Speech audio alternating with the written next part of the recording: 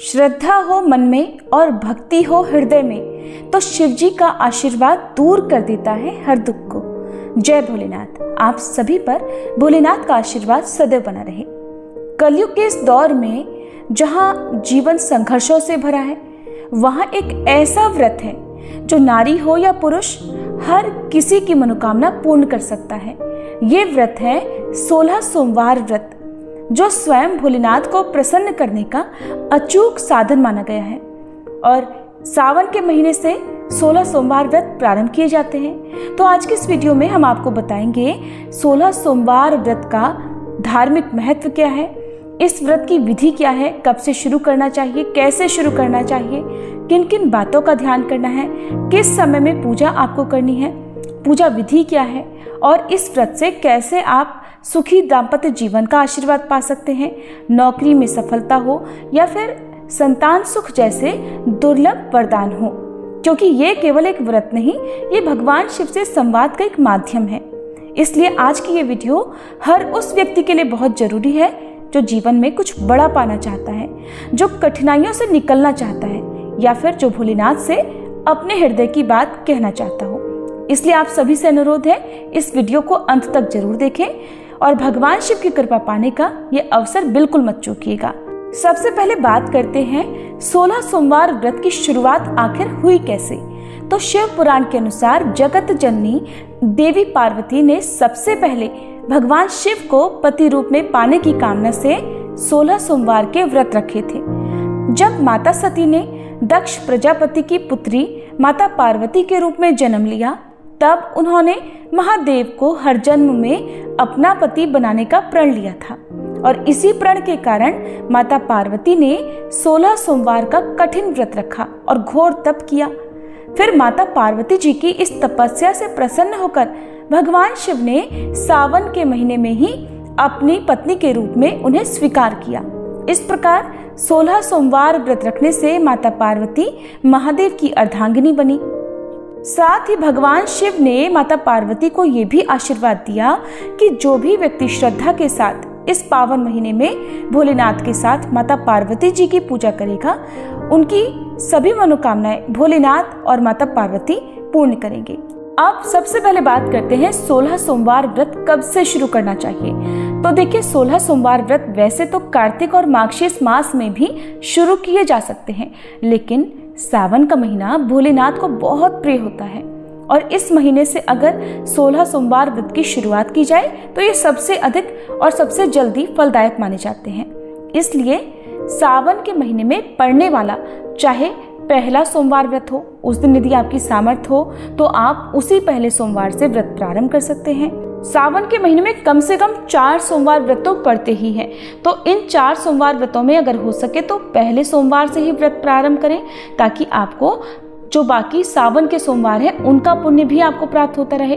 अगर आप किसी कारण से पहले सोमवार को व्रत नहीं रख पाते हैं तो अगले यानी दूसरे को भी नहीं रख पाते हैं तो तीसरे या फिर चौथे सोमवार से भी 16 सोमवार का व्रत प्रारंभ कर सकते हैं।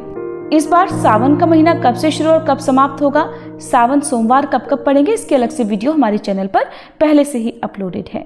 अब जो भी माताएं बहनें 16 सोमवार व्रत प्रारंभ करना चाहती हों या जो भी स्त्रियां इस व्रत को प्रारंभ करना चाहती हों, तो अगर आपको पीरियड्स हो रहे हों यानी कि पहले सोमवार को पीरियड्स हो रहे हों, तो आपको इस बात का ध्यान रखना है, जब हम खुद से सभी पूजन सामग्रियों को स्पर्श कर सके, प्रतिमाओं को स्पर्श कर सके, स्नान करा सके, पूजा की सारी विधियां खुद से संपन्न कर सके, तो उसी सोमवार से ही आपको व्रत रखना चाहिए। किसी भी व्रत की शुरुआत आपको शुद्ध होकर ही करनी चाहिए। अब बात करते हैं 16 सोमवार की पूजा कितने बजे करनी चाहिए। तो शिव पुराण के अनुसार 16 सोमवार व्रत की पूजा दिन के तीसरे पहर में यानी कि शाम 4 बजे के आसपास शुरू करनी चाहिए। ध्यान रखिएगा, सूर्यास्त से पहले पहले पूजन आपका पूर्ण हो जाना चाहिए। ग्रंथों के अनुसार भगवान शिव की पूजा प्रदोष काल में करने से पुण्य फल अधिक मिलते हैं, मनोकामना शीघ्र पूर्ण होती है और इस समय में भगवान शिव भी बहुत प्रसन्न मुद्रा में होते हैं। यही कारण है कि चाहे सोमवार का दिन हो, प्रदोष व्रत का दिन हो या फिर भगवान शिव से जुड़े कोई भी व्रत और त्योहार हो, प्रदोष काल के समय में पूजा अवश्य करनी चाहिए। तो प्रदोष काल का समय सूर्यास्त से 45 मिनट पहले और 45 मिनट बाद का समय होता है। आप उस दिन के सूर्यास्त के समय के बारे में जानकारी रखिएगा और पंचांग देखकर आप प्रदोष काल प्राप्त कर सकते हैं। जो लोग व्रत रख रहे हों और प्रदोष काल के समय घर पर ना हो, पूजा ना कर सकते हो, तो उन्हें क्या करना चाहिए? तो आपके लिए यही उपाय है कि आप जहाँ कहीं भी हो, काम के सिलसिले में हो, कहीं पर भी हो, खुद से पूजा नहीं कर सकते तो कम से कम प्रदोष काल के समय में भगवान शिव की और माता पार्वती की मानसिक पूजा अवश्य करें। आप मुँह हाथ धोकर सच्चे मन से भगवान को प्रणाम करें। ओम नमः शिवाय मंत्र का ही सच्चे मन से प्रदोष काल में आप जाप कर लें। मन से आप भाव करते हुए भगवान को धूप दीप अर्पित कर सकते हैं, चालीसा का पाठ कर सकते हैं, कथा का श्रवण आप कर सकते हैं मोबाइल आदि के माध्यम से। तो ऐसी पूजा भी भगवान स्वीकार कर लेते हैं। इसके बाद जब भी आप घर वापस आते हैं तो उस समय आप खुद से शिव मंदिर में जाकर या घर पर भी पूजा कर सकते हैं। अगर आपके पास सुबह ज़्यादा समय नहीं है तो सुबह आप स्नान आदि से निवृत्त होकर सूर्य देवता को जल अर्पण करके, हो सके तो आसपास शिव मंदिर में 1 लोटा जल चढ़ाकर अपने व्रत का संकल्प ले सकते हैं, धूप दीप जला सकते हैं। इस प्रकार से आप सुबह की पूजा संपन्न कर सकते हैं। लेकिन जो शाम की प्रदोष काल में जो पूजा की जाती है वो विधि विधान से ही संपन्न करें। भगवान की पूजा में बहुत ज़्यादा सामग्री की आवश्यकता नहीं होती है।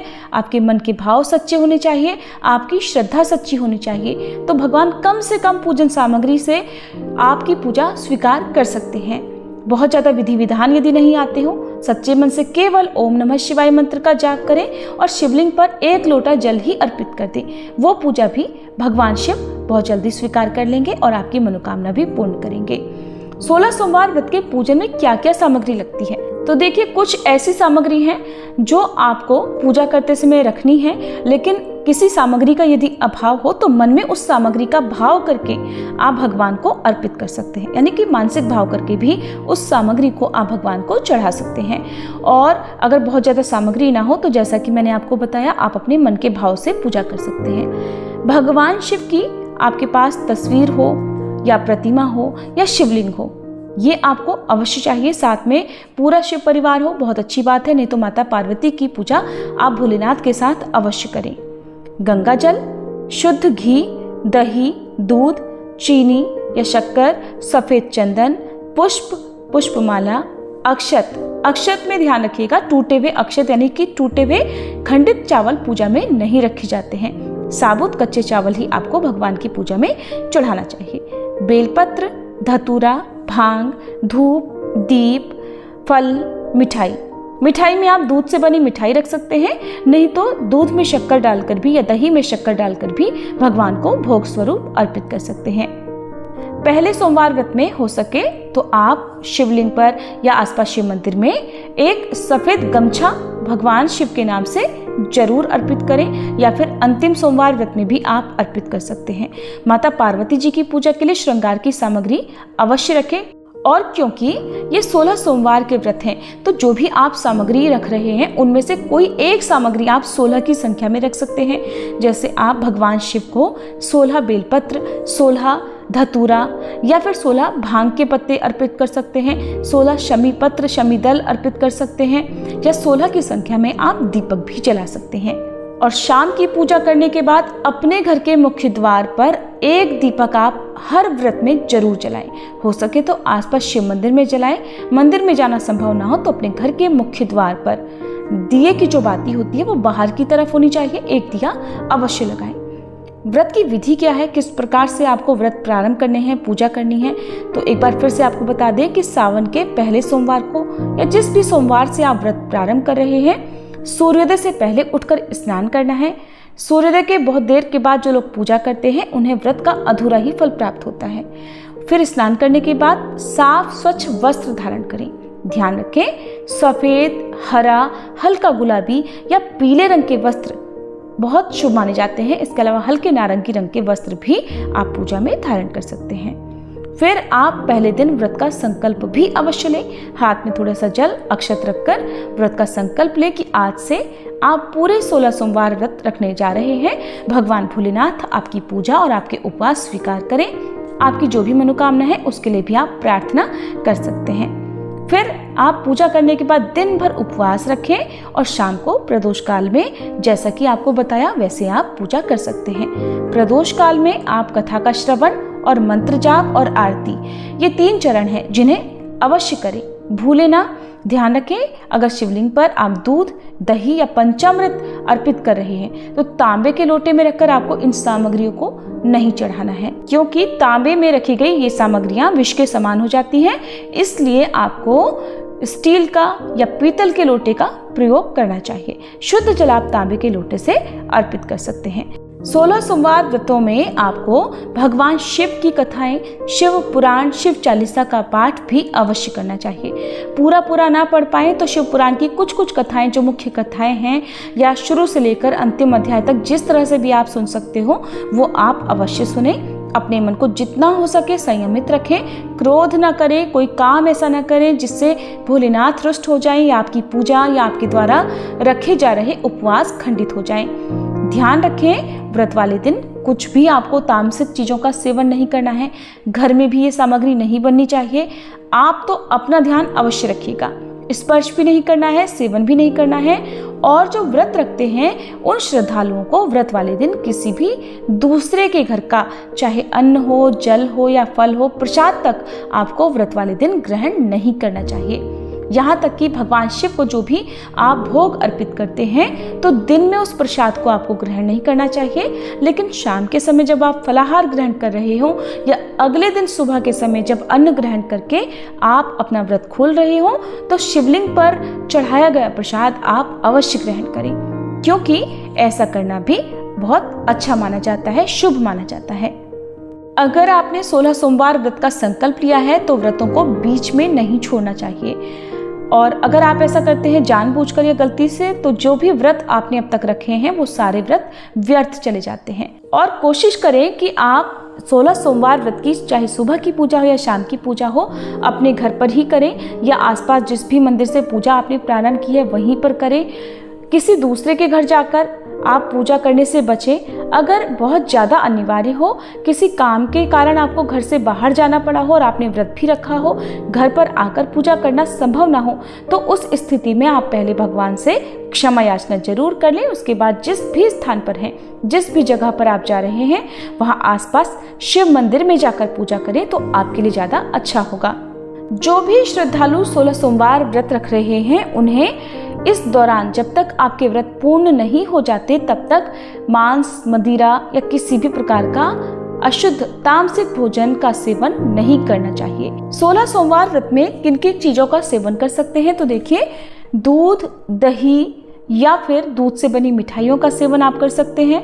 इन सब के अलावा आप कुट्टू का आटा, साबूदाना, मखाने या फिर जो भी फलाहार हैं, जूस आदि हैं, उनका सेवन आप कर सकते हैं। हो सके तो नमक का सेवन करने से बचें। बहुत ज़्यादा आपको ज़रूरी हो तो सेंधा नमक का आप सेवन कर सकते हैं। सेंधा नमक भी दिन में हो सके तो केवल एक ही समय लें। शाम की पूजा करने के बाद आप सेंधा नमक से बना हुआ फलाहार ग्रहण कर सकते हैं। और व्रत का पारण, यानी कि इस व्रत में जो अन्न ग्रहण किया जाता है, रोटी सब्जी जो ग्रहण की जाती है, वो अगले दिन सुबह की पूजा करने के बाद की जाती है। तो वो भोजन भी आपका शुद्ध सात्विक होना चाहिए। उसको भी आप पहले भगवान को अर्पित करें, फिर प्रसाद रूप में स्वयं ग्रहण करें। और इस व्रत में आप आलू या फिर लौकी का भी सेवन कर सकते हैं। उसके अलावा कुछ लोग शाम के समय चूरमे का भोग भगवान को अर्पित करते हैं। रोटी बनाकर उसे चूर कर उसमें घी और शक्कर मिलाकर पहले भगवान को भोग लगाते हैं और उसी को प्रसाद रूप में ग्रहण करते हैं। तो देखिए, वैसे तो 16 सोमवार व्रत में अन्न ग्रहण नहीं करना चाहिए, लेकिन जिन लोगों ने इस प्रकार का संकल्प लिया हो, जिनके लिए अन्न ग्रहण करना बहुत ज़्यादा जरूरी हो, तो वे चूरमे का भोग लगाकर चूरमे को ही प्रसाद रूप में ग्रहण कर सकते हैं। और जब व्रत का उद्यापन करना हो तो कैसे करें, तो 16 सोमवार व्रत जब भी आपके पूर्ण हो जाए, यानी कि 16 की संख्या पूरी होने के बाद जो अगला 17वां सोमवार आए, उसमें आपको व्रत का उद्यापन करना होगा। उद्यापन वाले दिन अगर आपकी सामर्थ्य हो तो आप रुद्राभिषेक करा सकते हैं, 16 जोड़ों यानी 16 स्त्री पुरुषों को भोजन करा सकते हैं, उनको दान दक्षिणा दे सकते हैं। 16 ब्राह्मणों को या फिर 16 कन्याओं को भी आप भोजन करा सकते हैं या दान दक्षिणा दे सकते हैं। अगर ऐसा संभव ना हो तो 16 की संख्या में आप पूजन सामग्री का या काम में आने वाली सामग्रियों का दान भी दे सकते हैं। 16 सोमवार व्रत का उद्यापन करने के लिए आप इस दिन गेहूं के आटे से बने चूरमे का भोग भगवान को अर्पित करें। दूध से बनी मिठाइयों का जैसे खोए आदि की बर्फी का भगवान को भोग लगाएं। उसे प्रसाद रूप में पहले सभी लोगों में बांटें, फिर प्रसाद रूप में स्वयं भी ग्रहण करें। और उद्यापन वाले दिन भी सात्विक भोजन का ही आपको सेवन करना है। लहसुन प्याज का, मांस मदिरा या किसी भी अशुद्ध चीज का, अशुद्ध मसाले का आपको सेवन नहीं करना है, नहीं तो आपका उद्यापन भी अधूरा रह जाएगा। ये थी आज की वीडियो। अगर आपको जानकारी अच्छी लगी हो तो वीडियो को लाइक करें, और अगर आपने इस वीडियो को पूरा देखा है, आपका कोई सुझाव हो, कोई प्रश्न हो तो कमेंट बॉक्स में जरूर बताइएगा।